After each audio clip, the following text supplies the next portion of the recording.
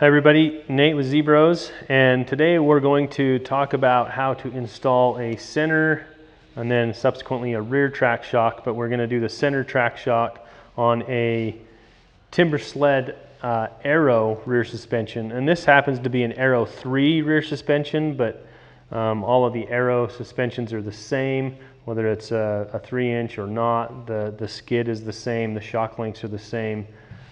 As far as a lot of the setup goes to the shock, it's very much the same. So we're just going to go over the basic how to put the shock on. And on those applications like the XP1000, we supply a divider that's cut down.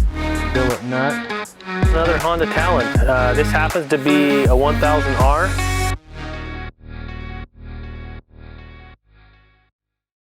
We've already got the skid out of the rear suspension, which is just 4 bolts, very much like a snow wheel suspension. So if you're a snow wheel guy, it'll make a ton of sense. If you're a bike guy and you've never worked on these skids, it's just the 4 bolts to remove it from your track, and once you slide it out the side, you have the skid frame like this that's not connected to anything. So pretty basic hand tools, some 15mm end wrench and ratchet, and then there's an Allen, some set screws up here on the top of this front cross shaft. You'll need the Allen to loosen those, and once you have those loose, that's what frees up the forward cross shaft that holds your shock in. So I'm just pushing these out by hand, and it's going to hold these wheels and these spacers all in place. So this aluminum cross shaft, everything's going to fall out as soon as I take that out, but you can actually see the set screw marks of where it was installed. So once we have that out, you can set the wheels with these little plastic spacers out of the way, and then go to the bottom cross shaft, which is a through bolt. So it's 15mm wrench. You're going to loosen it and pull the nut off, and there's a long bolt that's going to slide out, and then the cross shaft is now loose. We're just going to move that torque arm up out of the way, and now that the whole shock is out, you can simply pull off this plastic spacer similar to the top. It's just a little plastic tube that takes up space, and your cross shaft. Then you can set that shock out of the way, and we'll show you how to install the new shock. So here we have our Exit X1 shock. So it's got a different valving spec, specific to a little bit more aggressive riding. You know, most guys that have the base model ARO would be doing this, and that even has a more basic shock than that Fox shock that came out.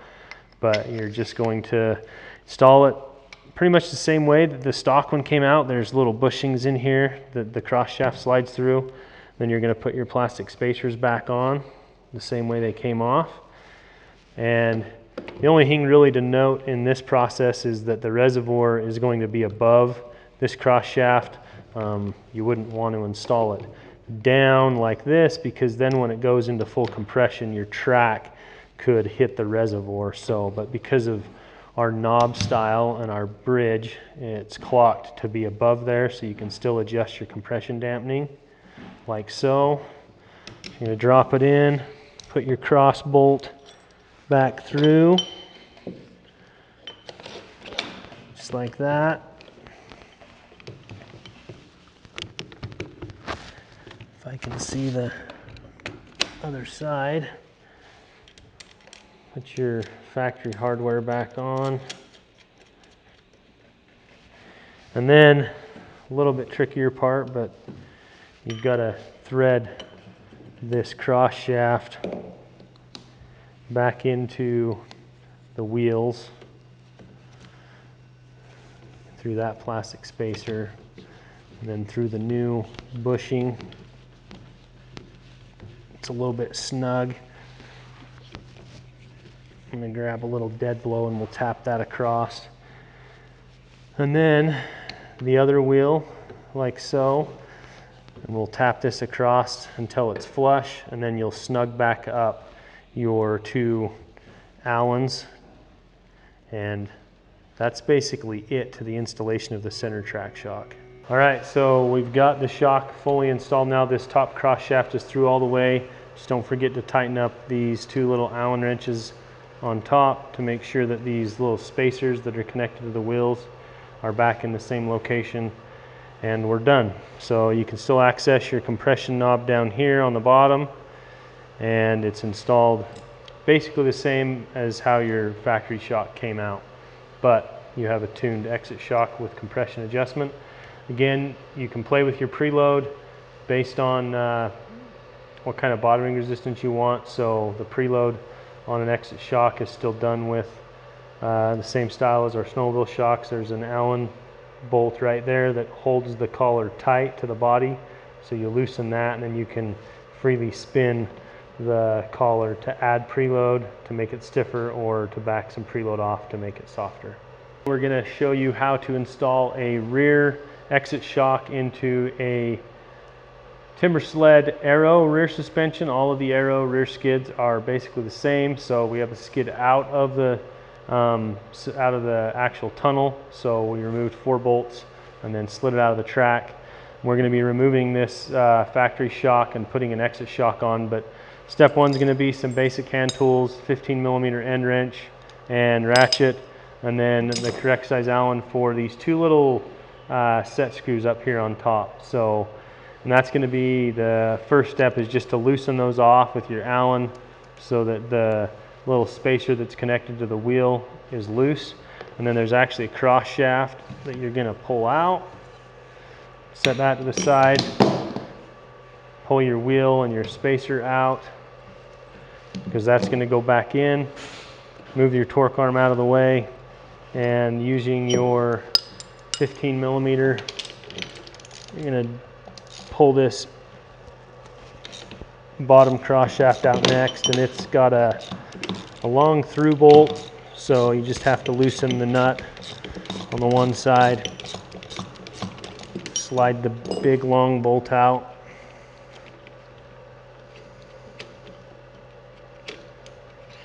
That, hang on to that. Looks like there's a washer on the nut side on this one.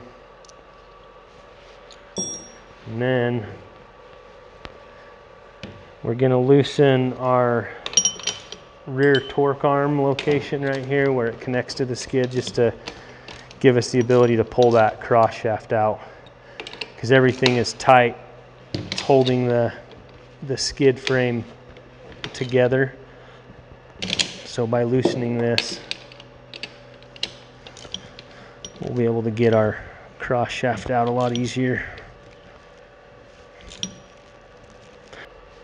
All right, so we actually took the nut off of this scissor, but you really just need to loosen it. But for whatever reason, this nut was stripped on from the factory, so hopefully you don't have that issue. But once you loosen that nut, it'll loosen up the rail so that you can twist this bottom cross shaft and pull it out. So hopefully you don't have that issue on your skid, but this one was, the nut was actually stripped on. So we're gonna chase this bolt and get a new nut, and we're gonna fix this before we put it back together. But once you loosen that, you can get that cross shaft to turn sideways and come out. And then hang on to that. There's a little plastic spacer that you slide off in order to get the shock off and out of the way, and we're going to reuse these cross shafts. So we're going to set that there and then get the exit shock ready to go back in. Okay, so this is our exit X2 shock. So this is the compression and rebound adjustable shock, and you're just going to put the reservoir down just like your stock one, put your cross shaft and your spacers on. And then the same way it kind of came out, you twist it into the rail, drop your bolt across in the cross shaft, washer and nut, and tighten that to your factory torque specs. Snug that up. And then on the top, same process. You're gonna want to bend that down so that it clears the reservoir and you can get your cross shaft in. Start by feeding it across here, through a wheel, and then through that top bushing. Another wheel here, and then all the way across. till it's flush. And we're gonna line these back up and tighten up our Allens like so.